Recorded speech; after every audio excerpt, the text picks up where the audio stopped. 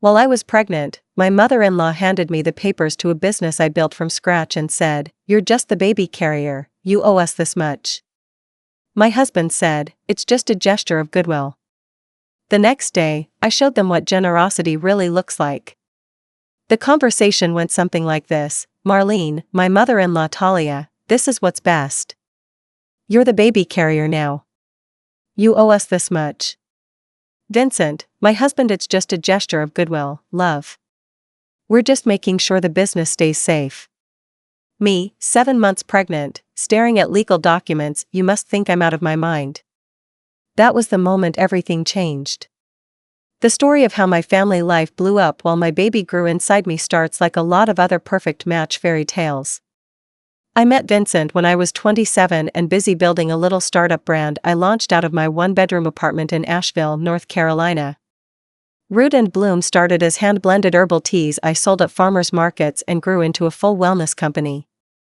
I reinvested every dime. I taught myself packaging design, e-commerce logistics, SEO, and inventory management from YouTube videos and trial and error. I pulled 16-hour days and packed my own orders while testing new products. I had no help. No investors. No loans. Just sheer persistence. By the time Vincent came into the picture, Root and Bloom had its own warehouse, 3 full-time employees, and was being stocked by several eco-conscious boutiques across the East Coast. Vincent was charming, polished, and came from a more structured background. Civil engineering, buttoned-up family, church on Sundays, and a mother who still sent him a sweater every Christmas even though he lived 2 hours away. I thought it was sweet at first. When we got married, I was clear about one thing: Root and Bloom was mine. I didn't want it to become a family business. It wasn't out of selfishness, it was out of clarity. I knew what I'd built. I knew what could go wrong if I let others meddle. For a while, Vincent supported me. Or so it seemed. But when I got pregnant, that's when things shifted. At first, I thought it was normal. Everyone wants to weigh in when you're expecting your first child.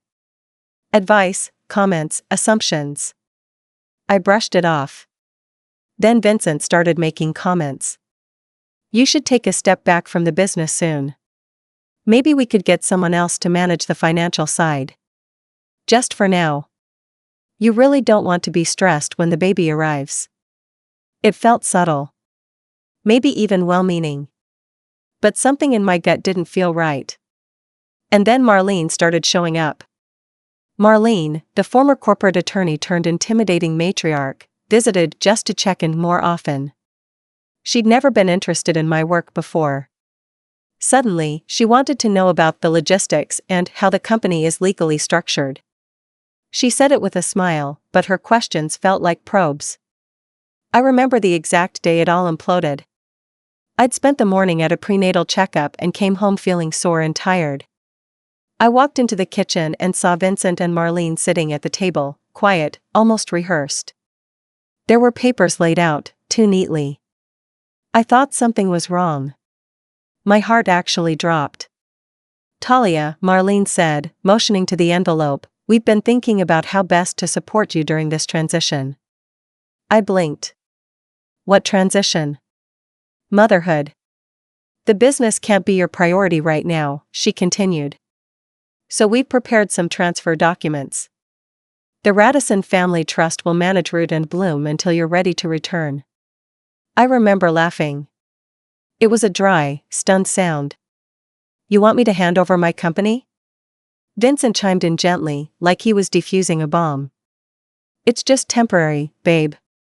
Think of it as goodwill." I looked at them, the woman who never lifted a finger for my business and the man who said he loved me, and realized I wasn't in a partnership. I was being cornered. Pregnant. Vulnerable. And underestimated. I didn't yell. I didn't cry. I didn't even touch the papers. I told them I needed time to think. Then I went upstairs, shut the door, and called Sandra. Sandra's been my business attorney since the early days, and she is exactly the kind of woman you want in your corner, sharp as a blade, calm under fire, and completely loyal. Not only do they have zero legal standing, she told me the next morning, but any attempt to force your hand can be met with an injunction. You're safe. But this is a warning sign. That was all I needed to hear. By noon that day, I locked down every admin portal linked to Root and Bloom. Changed passwords. Removed shared calendar access. Froze internal communication accounts.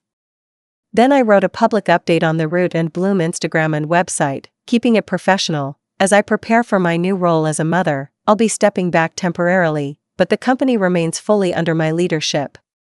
No operational or ownership changes are taking place. The tone was warm. But the message was clear. Marlene didn't reply. But Vincent did. He called me 4 times that day. I didn't answer. He left a voicemail. Talia, this is getting out of hand. We just wanted to help. Call me back. I didn't. I didn't need their kind of help. Instead, I did something better. I partnered with a nonprofit that supports single mothers starting businesses. I launched a limited-time collection, teas inspired by resilience and motherhood, and pledged 100% of proceeds to the cause. I called it the Generosity Collection. We sold out in less than 2 days. The media picked it up. Women from all over the country wrote in to say they saw themselves in the story, even though I never gave names or details. They knew. By the end of the week, we'd raised over $500,000. That was generosity. That was power used correctly. That was mine. Vincent moved out 3 days later. Not in a dramatic, storming out kind of way. He packed an overnight bag quietly after I told him I needed space. I didn't scream. He didn't argue. We were both too polite, which, honestly, made it worse. It gave the illusion of maturity when underneath it was nothing but rot. He went to stay with Marlene. I knew without asking. They expected me to panic. To regret pulling away.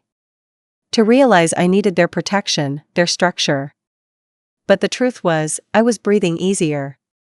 For the first time in months, I didn't feel watched. Judged. Prodded. I could eat toast in silence. Sit on the couch and listen to the baby roll and kick without someone telling me to relax while trying to micromanage my company behind my back. Root and Bloom kept running, not just functioning, but thriving. My team stepped up. My second in command, a woman named Raina, started handling fulfillment oversight like a pro. We brought on a temp to cover customer service emails. Orders kept flowing. The press coverage from the Generosity Collection sent our site traffic through the roof. And all of it, every last ounce, was still mine. Vincent called once or twice more, always soft-voiced, always couching his words with "I just don't understand why this escalated." I didn't respond. Not because I didn't have words, but because I had too many, and none of them would land. What did you expect, Vincent? That I'd hand over my life's work like a shower gift? That my pregnancy turned me into someone you could outmaneuver? The thing about being underestimated is that it's quiet. It's subtle. It's polite condescension, served with tea and wrapped in phrases like "just looking out for you." But the moment you realize what's happening, everything changes. You start seeing the strings they've been pulling, not for days, but months. Maybe longer. I thought about the way Vincent always phrased his concerns as questions. Do you think maybe you've been working too much?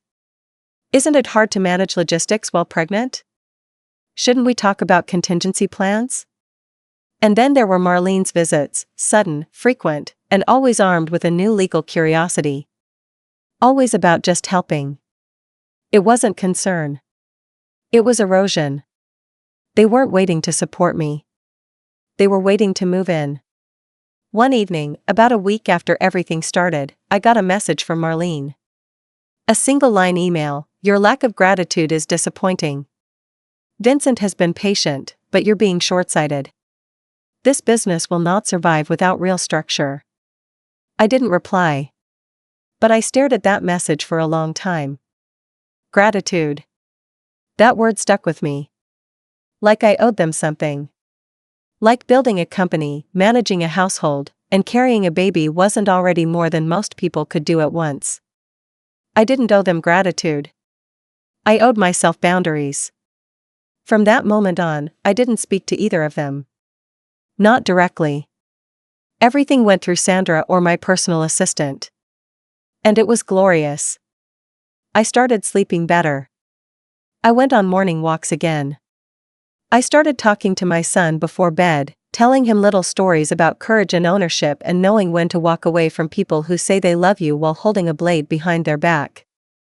There was one afternoon that brought everything into sharp focus. I ran into Vincent downtown. Asheville's not that big. He saw me before I could turn away and jogged over. He looked thinner. Worn down. Less sure of himself. No suit jacket, no wedding ring. "I've been staying with a friend," he said. I nodded, not offering anything in return. I didn't know Mom was going to push it like that. I thought you'd appreciate the gesture. There it was again. The gesture. As if I was supposed to feel honored that someone was trying to seize my life's work and make it look like a favor. I didn't yell. I didn't cry. "I'm not angry anymore," I said. And I meant it. "I'm just not coming back." He tried to say something else, but I was already walking away. Because I was done giving explanations. Pregnancy has this strange way of sharpening things. You'd think it would make you soft, more vulnerable, more emotional, and in some ways it does. But it also cuts through the noise. You become acutely aware of what matters. What's real. And who's safe. And nothing about Marlene or Vincent felt safe anymore. By the time I hit my 8th month, my inner circle had shrunk to just the people who truly showed up: Raina, my assistant Claire, my doula, and Sandra. We built a wall of calm around me. No games, no ego, no manipulation. Just support. Root and Bloom's numbers kept rising. The media coverage of the charity campaign landed us a segment on a local morning show, then a feature on an eco-conscious podcast. Orders surged. My team expanded. Customers wrote in, asking for mentorship. One even mailed a handwritten thank you note with a photo of her toddler next to their tea shelf. I put that photo on my fridge. Vincent's name was still on the lease to our house, but I filed to have it removed. Sandra helped push everything through quickly. I didn't want Avery growing up in a home that carried ghosts, not of people who died, but of trust that was murdered quietly, by the people who were supposed to guard it most. Marlene didn't reach out again after that email. I knew what that meant. She was either regrouping or moving on to some other way to assert control. I didn't care. Because every morning I woke up without them was a better morning than the last. And every night, as I rubbed my belly and felt my son stretch and roll, I whispered promises to him. Real ones. Not the kind that come with strings or contracts or family trusts. I told him he would grow up knowing how much his mother fought for her voice. That he would never hear the words "you owe us" used to make him small. I told him we would be okay. Because we already were. The days started bleeding into each other. Pregnancy does that near the end. Time stops behaving normally. Some days I'd be asleep by 7 p.m., others I'd be pacing the living room at 2 a.m., my mind too full to settle. I kept a notebook by my bed for those nights. Sometimes I wrote business ideas.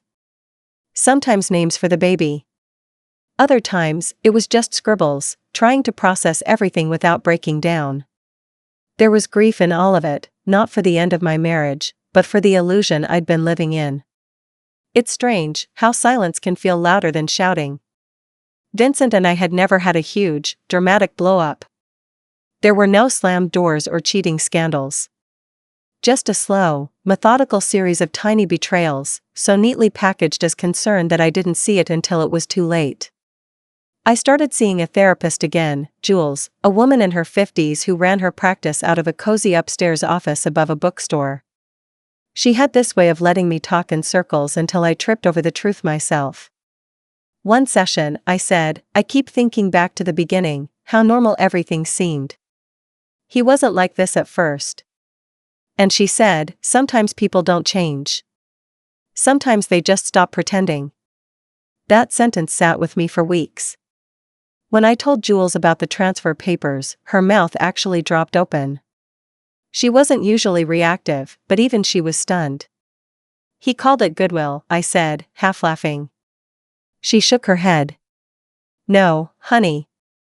That was control. Dressed up like concern. I started unpacking every little moment, every comment that had once seemed benign. Like the time Vincent asked if we really needed more staff.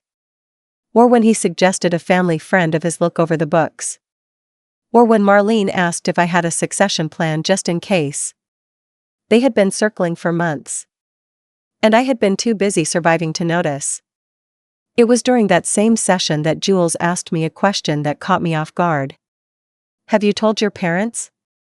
I hadn't. Not fully. My parents were kind people, and they loved me deeply, but they worried, and I didn't want their worry clouding my own decisions. But that afternoon, after the appointment, I drove to my childhood home, sat at the kitchen table with my mother, and told her everything. She listened. Quiet, wide-eyed, gripping her tea mug like it was the only thing anchoring her to the floor. When I finished, she didn't say, I told you so. She didn't say come home. She just reached across the table and took my hand. You are not the kind of woman who gets erased, Talia, she said. You're the kind who scares people when they realize they can't control her.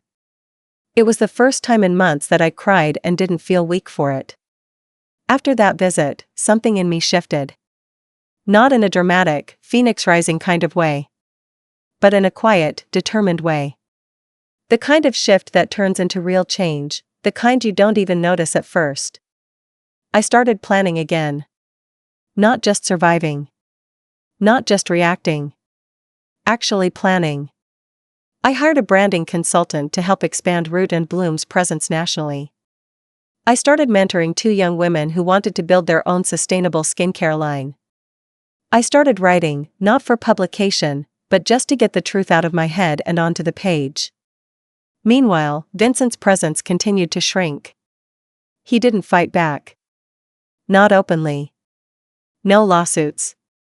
No calls from his lawyer. I think he knew there was nothing left to salvage. And maybe, deep down, he realized what he'd done, not just the papers, but the whole performance leading up to them. Still, I found myself wondering what he told people. Did he paint himself as the supportive husband blindsided by a hormonal wife? Did he mention that he'd sat next to his mother as she tried to take over the business I built from scratch? Probably not. But I'd let that go, too.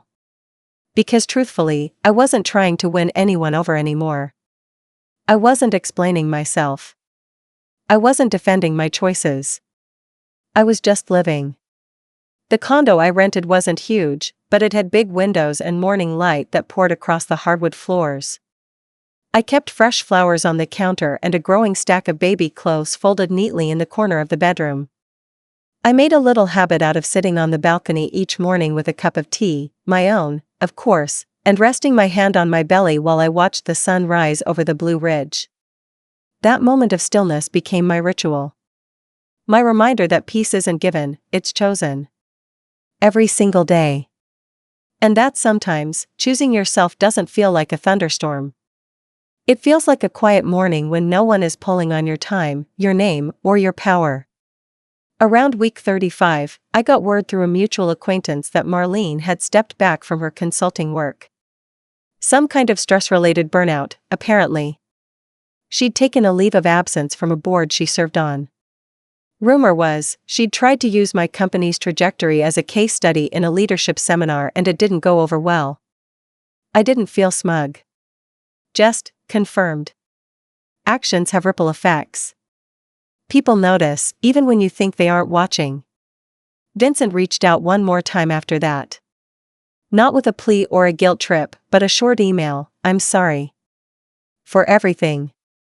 I don't expect forgiveness. I just wanted you to know. I stared at the screen for a long time. I didn't reply. Not out of spite, but because it wouldn't change anything. He'd already shown me exactly who he was. And now, I had better things to focus on. Like the nursery I was decorating. Like the product launch I was finalizing. Like the tiny human who kicked every time I played Nina Simone in the kitchen. I was building a new life. Carefully. Intentionally. One where nothing would ever be taken from me again under the guise of Goodwill. Avery came into the world on a crisp, overcast November morning. It wasn't some cinematic moment with swelling music and a single tear. It was real, and messy, and I was exhausted and terrified and powerful all at once. He came out screaming with a head full of dark hair and a set of lungs that told the world he was not to be ignored. I looked at him and everything that had happened, the manipulation, the betrayal, the doubt, all of it just fell away. He was here. He was healthy. And he was mine. The hospital gave me 2 days. I spent them in a quiet bubble, skin to skin with my son, letting the outside world wait for once. It wasn't until I got home that I made my final move. And this part, I'll admit, I'd been planning quietly over the final weeks of pregnancy. Not out of anger, I'd moved past that, but out of a sense of completion. Of tying up loose ends. Of giving the same people who tried to take everything a chance to truly see what generosity really looked like. I had my team send out a press release. Not a gossipy, dramatic piece, just a clean, professional announcement. Root & Bloom has officially launched the Generosity Foundation, a nonprofit initiative aimed at providing microgrants, mentorship, and legal resources to women launching businesses while navigating pregnancy or motherhood. Initial seed funding, $750,000. This fund is named in honor of the people who taught us that no woman should ever feel she owes her work to anyone simply because she is creating life. I didn't name names. But the implication was clear enough. I made sure the story ran in every outlet that had ever covered us. Eco-focused blogs. Women in business journals. Even a few larger financial publications picked it up, especially when they found out we were entirely female-founded and debt-free. The campaign's tagline was simple: you don't owe them your dream. That line, it spread. Customers reposted it. Former employees of other companies emailed to say it resonated with them. Other founders reached out asking how they could contribute. I had a quote from one of the first grant recipients framed in my office: "For the first time, I feel like I'm building something for me, not for someone else's legacy." Root & Bloom's number spiked again. But this time, the reward wasn't just financial. It was reputational. Cultural. My brand became associated with empowerment, not just wellness. With boundaries, not just balance. And it made its way back to Marlene. I knew it had when I received a letter. Not an email. An actual letter, typed and printed on thick stationery. No return address, but I recognized her perfectionist formatting in the margins. It read, "I regret how things unfolded. You've made something impressive. Perhaps there's more of me in you than I realized.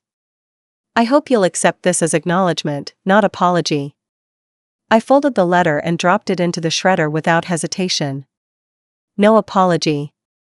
No attempt to make things right. Just a veiled compliment to herself, hidden behind a backhanded olive branch. Typical. She thought I'd want her approval. She didn't understand that I'd already won. Vincent, to his credit, stayed quiet. He fulfilled the visitation schedule after we finalized the divorce, and though he still occasionally asked about Root & Bloom, I gave him nothing more than polite updates about Avery.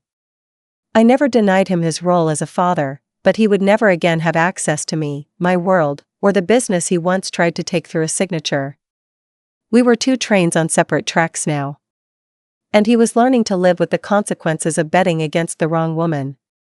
Over time, people stopped asking about the past. The wrongdoing faded into memory. New press took its place. The Generosity Foundation grew into its own entity, helmed by a team of women even fiercer than me. I stepped back from daily operations, handed over marketing strategy to Raina, and focused on what I loved most: creating. Innovating. Dreaming bigger. And Avery? He's 4 now. He knows the words CEO and strong. He knows his mother drinks tea like it's a religion, and that the big building with flowers on the logo is where Mama's team makes things. He doesn't know what Marlene tried to do. Maybe one day I'll tell him. Maybe I won't need to. Because what matters is this: I didn't scream. I didn't destroy. I didn't become what they were hoping for: desperate, defeated, dependent. I stayed silent. Strategic. Steady. And when I rose bigger than they ever imagined. My revenge wasn't ruin. It was thriving. Louder than their names. Longer than their legacies. And beautifully, unapologetically mine.